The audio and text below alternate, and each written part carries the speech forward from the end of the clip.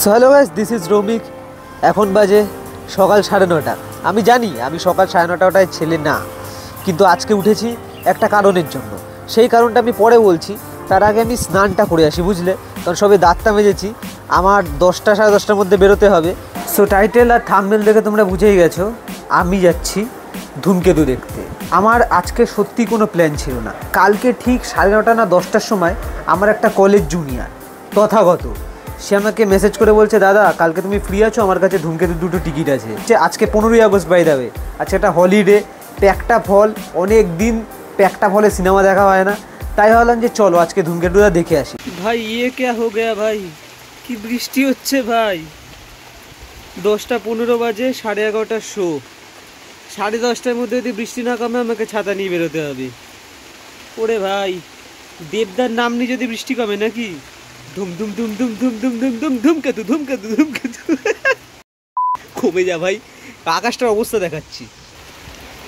এ দেখো এইখানটা মেঘ নেই, কিন্তু দেখো, কিন্তু কোথার থেকে বৃষ্টি হচ্ছে যাই নেই। দেখো চারিপাশটা কিন্তু মেঘ নেই, বাট বৃষ্টি হচ্ছে, কিন্তু ভালো রকম বৃষ্টি হচ্ছে। দেখো ছাদে দেখো।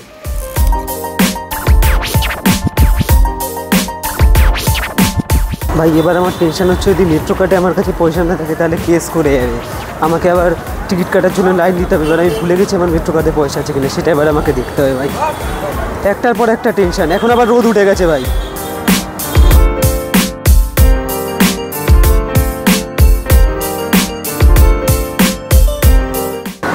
মেট্রো কার্ডের লাস্ট 40 টাকা পড়েছিল ভাই, লাস্ট 40 টাকা। তার মধ্যে কালীঘাট দেখলে 15 টাকা। চলে যাবো, আসার সময় টিকিট কাটতে হবে, যাই না আবার বেরোনোর সময় পাঞ্চ করতে পারবে কিনা। তা 15 টাকা তো হয়ে যাবে, মিনিমাম মনে 20 টাকা রাখতে হবে। আমার কাছে 40 টাকা, 39 টাকা টু বি প্রিসাইজ। একটা মেট্রো বেরিয়ে গেল, ওয়াও, ভেরি নাইস। এখন বাজে 10টা 50, 11:30টার শো।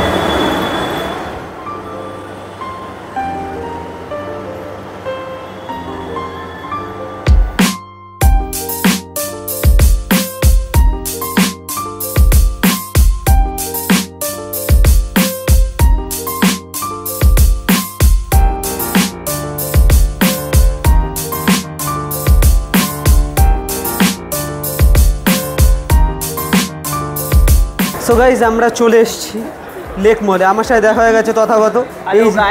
এই যে কালকে রাত্রে ওই আমাকে বলেছিল সিনেমা দেখতে আসার জন্য। দাঁড়াও সিটাতে উঠিনি, আমার ভাই ভয় লাগে মাঝে মাঝে, পা ফা না ঢুকে যায়।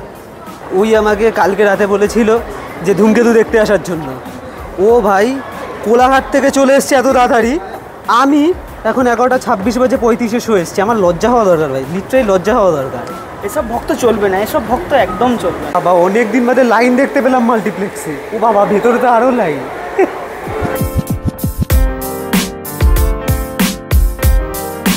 ও ডার্বির টিকিট কাটতে গেছিলো, তখন ওর কাছে দেখছে যে একটা কুপন আছে, তো ভাবলো যে ঠিক আছে আমি তাহলে ধূমকেতু কেটে নিই। তারপরে ও আমাকে ফোন করছে, রৌমিকদা আজকে ধূমকেতু দেখতে হবে। ঠিক আছে ভাই চ। কিন্তু যা ভিড় ভাই, আমি লেক মলে প্রথমবার লেক মলে এত ভিড় হয়েছে গাইস। আমি প্রথমবারই সকালের শো দেখতে আসছি লেক মলে, প্লাস হচ্ছে এত প্যাকটা হল। দেখো গাইস, এইগুলো যারা সবাইকে বাইরে দেখছো সবাই ধূমকেতু দেখতে এসছে সবাই। আর এখন বাজে 11:36, আমাদের 35 শো এখনও ঢোকায়নি। সত্যি বাবা, দেবশুভশ্রী এখনো ক্রেজ তো আছে। ওরে বাপরি, বাংলা সিনেমার পাশে আমরা একা না, অনেকে দাঁড়িয়েছে। মুখ থুপড়ে না পড়ে যাই এবার। এ ভাই আমার মনে হচ্ছে যে নাকতলে উদাহরণ সঙ্গে ঢুকছি। এল, এটা এইচ, এটা এল, এটা আই, কে এল, এল কত? 13-14। আমরা চলে এসেছি ধূমকেতু নিয়ে, কিন্তু অনেক দিন বাদে মাল্টিপ্লেক্স হাউসফুল দেখছি, তো আবার বাংলা সিনেমায় খুব ভালো লাগছে। বাংলা সিনেমার পাশে দাঁড়িয়ে হ্যাপি ফিল করছি এবার। আর ততক্ষণকে থ্যাংক ইউ, নাহলে পাশে দাঁড়াতে পারতাম না। এই রঘু ডাকাতের টিজার দেখাচ্ছে ভাই, দেখি দেবো। এই সালা অনির্বাণকে লাগছে না, হেভি লাগছে।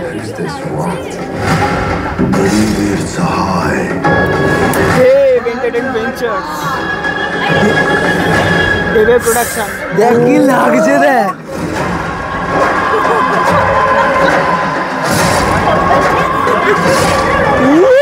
দেবদা দেবদা কে কি লাগছে চুলটা বাড়িয়েছে কে বাঁচাবে আমাদের?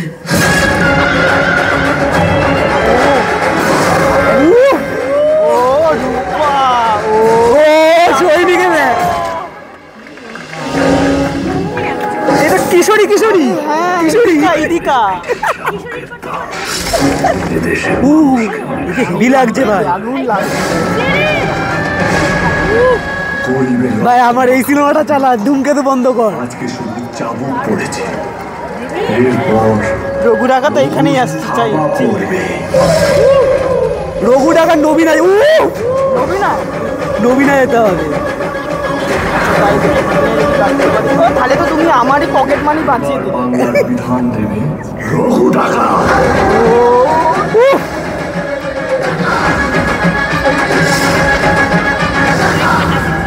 স্টার গাছ দেখলে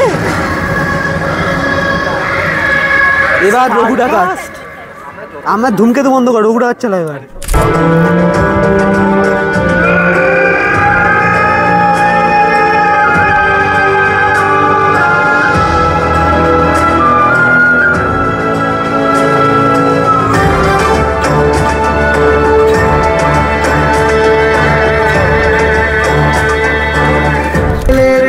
সোনা লেগে আছে গুঁড়ো গুঁড়ো মেঘেদের আনাগোনা, তুমি কেন কিছু দেখেও দেখছো না? আর বেশি কিছু আশা করো না। সো গাইস, আমরা ধূমকেতু দেখে বেরোলাম। মেন ব্যাপার হলো দেশুকে দেখতে এসেছিলাম, কিন্তু দেখলাম দেড়ু, মানে দেব আর রুদ্রনীল। এটা হলো মেন এই গল্পে। তো চলো আমরা যাই একটু খাই দাই, সে 11টা থেকে সিনেমা দেখছি, হ্যাঁ কিছু খাইনি। এরপর তথাগতর সাথে কফি টফি খেয়ে আমি জুডিও থেকে হালকা পাতলা একটু পুজোর জন্য জামা কাপড়ও কিনে নিয়েছিলাম। বেশি না ভাই, 2টো জামা একটা প্যান্ট কিনেছিলাম ভাই। প্যান্টটা হচ্ছে বক্সার কিনেছিলাম টু বি অনেস্ট। তো এবার যদি আমরা ধূমকেতু নিয়ে কথা বলি, বাংলা ইন্ডাস্ট্রিতে আমার সব থেকে ফেভারিট ডাইরেক্টর হলো কৌশিক গাঙ্গুলি ভাই, নো ডাউট। আমি কৌশিক গাঙ্গুলির 90% মুভি দেখেছি।